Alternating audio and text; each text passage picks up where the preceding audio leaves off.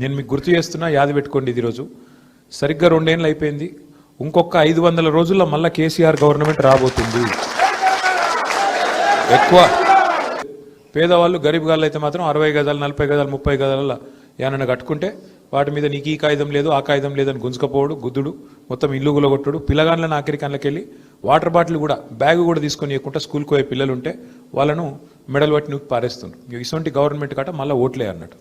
నేను మీకు గుర్తు చేస్తున్నా, యాది పెట్టుకోండి. ఇది రోజు సరిగ్గా 2 ఏళ్ళు అయిపోయింది. ఇంకొక 500 రోజుల్లో మళ్ళీ కేసీఆర్ గవర్నమెంట్ రాబోతుంది.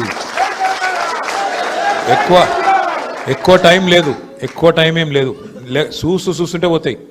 500 రోజులు కళ్ళు మూసుకొని తెరిచే లోపల పోతాయి. మీరు ఎవ్వడు ఏ రౌడీగాడు ఏ గుండగానికి భయపడే అక్కర్లేదు. మనం 14 నవంబర్ రోజు బరాబర్ మళ్ళా గోపీనాథ్ భార్య మాగంటి సునీతనే గెలుస్తుంది. ఎందుకు చెప్తున్నా ఈ మాట అంటే ఉత్తగానే చెప్తలేను. పేదవాడితో పెట్టుకున్న ఏ ప్రభుత్వం ఇదివరకు గెలవలే. గరీబుల్ల కడుపు కొట్టిన ఏ ప్రభుత్వం గెలవలే.